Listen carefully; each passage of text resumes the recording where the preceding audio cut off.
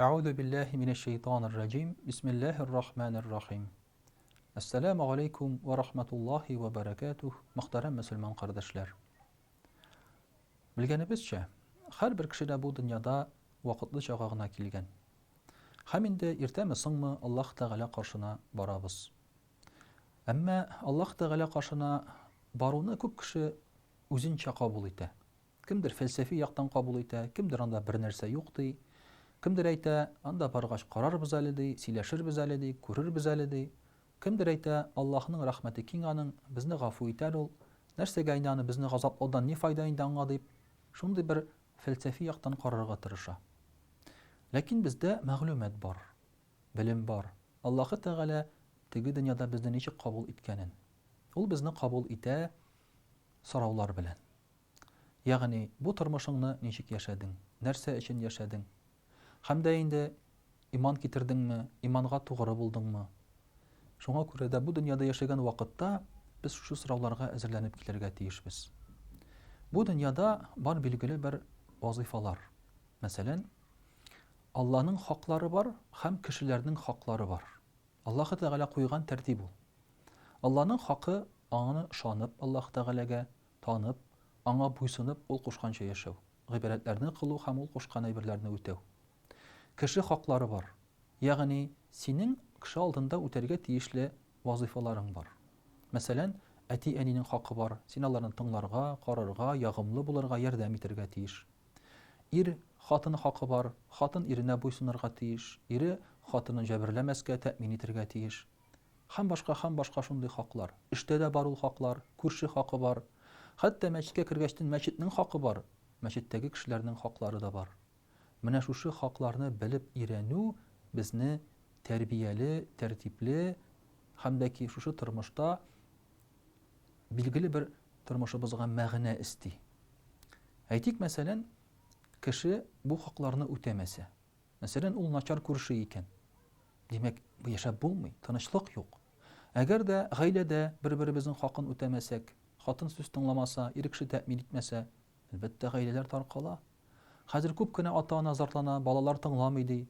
Я булмаса, балалар зарлана, әти-әнинең игътибары җитми безгә ди. Алар ди үз тормышлары белән яшиләр ди, һәм башкасы. Менә бу хаклар үтәлмәгән саен безнең дөньяда гаделсезлек тарала. Чөнки хакны үтәмәдең икән, бу гаделсезлек дип атала. Гаделсезлек булган җирдә кан кыю, үтереш, бер-береңне кыйнау, җәберләү булачак. Чөнки кемдер синең хакыңны бозса, аңа бит гомер буе түзеп яшәп булмый.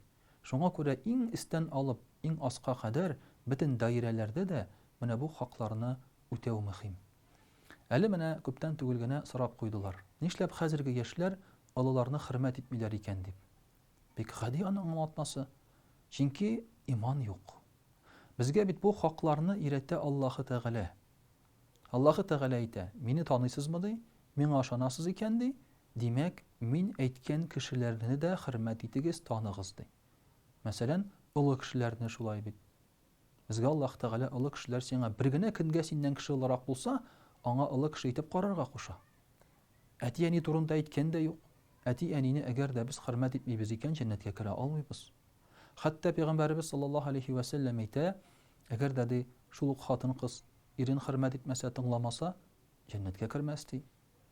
Шул ук хатын кызга әйтә, әгәр дә ул намазлар укып, уразалар тотып, закатларын, садакаларын биреп яшәсә дә, әмма күршеләренең турында гайбәт сатса, аларга начар күрше булса, җәннәткә кермәс ди. Ягъни, менә шушы кеше хакларын үтәү әле безне тагын Аллаһ хакларын үтәүгә тиңләп куела икән. Ул кайчакта күрергә туры килә, мәсәлән, кеше намазда, диндә, әмма бер-берсенең хакларын үтәмиләр. Мәсәлән, акча алды, бурычка түләми. Ул бит аның хакы, биргән икән, кайтарып алырга хакы бар аның. Бире тора алып та, ягъни булдыра алып та, алар инде кайтармаска мөмкиннәр, бер-берсен алдап йөрергә мөмкиннәр. Бик күп хәзер мондый очраклар. Менә шуңа күрә дә Аллаһы Тәгаләгә чын дәрәҗәсендә ышанып бетмичә, бу хаклар үтәлә алмый. Ул инде дәүләт дәрәҗәсендә дә шулай ук. Мәсәлән, син инде дәүләт белән идарә итәсең ди. Әлбәттә, халыкның хакы бар. Матур яшәргә, яхшы яшәргә, син аларның тормышын яхшыртырга. Әгәр син инде шулай ук дәүләт белән идарә итәсең икән, халык синең сүзеңне тыңларга тиеш. Әгәр синең фәрманнарың гадел, әйбәт икән, халык файдасына икән, халык буйсынырга тиеш, халык сиңа каршы чыга алмый. Синең хакың бар тыңлатырга. Ягъни менә шушы иң истән үк килә торган менә шушы хаклар иң аска кадәр үтәлергә тиеш. Үтәлмәгән очракта тәртиптә, гаделлекне дә табып булмаячак. Һәм шуңа күрә дә, әгәр дә мәсәлән балаларың синең укытучы хакын үтәсен дисәң, сине хакыңны үтәсен дисәң, сине тыңласын дисәң, аларга иман тәрбиясе кирәк. Чөнки иман булган очракта, Алладан куркып, Алланы яратып, Алланы тыңлап яшәгәндә, син инде башка кешеләрнең дә, башка әйберләрнең дә хакын үтисең. Менә бу тормышта бер-береңне хаклау дигән әйбер бик мөһим. Чөнки кыямәт көненә килгән вакытта Аллаһы Тәгалә безне гафу итәргә мөмкин күп гөнаһларыбызны, аның каршында кылган гөнаһларны. Әмма менә үзара бер-беребезгә кылган гөнаһларны Аллаһ Тәгалә гафу итми. Бер-беребезгә калдыра. Буны фәлән кешене рәнҗеттең икән, бар аннан гафу сорады яки түләди. Савапларың белән, изгелекләрең белән түләргә мәҗбүр буласың. Менә шулай итеп бер-беребезгә калганчы бу хакларны үтәргә кирәк. Элек мәсәлән кешеләр бит үзара хушлашканда да риза бәхил бул дип хушлашканнар. Ягъни әгәр дә хакым булса, синең истеңдә, синең минем истемдә булса, бер-беребезгә моны гафу итик дип хушлашканнар. Хәтта урысча теге прощай дигән сүз дә, ул бит сау бул дигән сүз түгел ул, прощай. Гафу ит дигән сүз. Син мине гафу ит, мин сине гафу итәм дигән сүз. Ягъни хәтта урысларда да бар мондый нәрсә. Бер-беребезне гафу итик, ачу тотмыйк, хакларыбызны үтик, үтәлмәгән булсак, җибәрик дип, менә шулай итеп хушлашканнар. Шуңа күрә дә игътибарлы булыйк менә шушы вазифаларга һәм хакларыбызга. Чөнки моның турында безгә җавап бирәсебез бар. Ассаламу алейкум ва рахматуллаһи ва баракатуһ.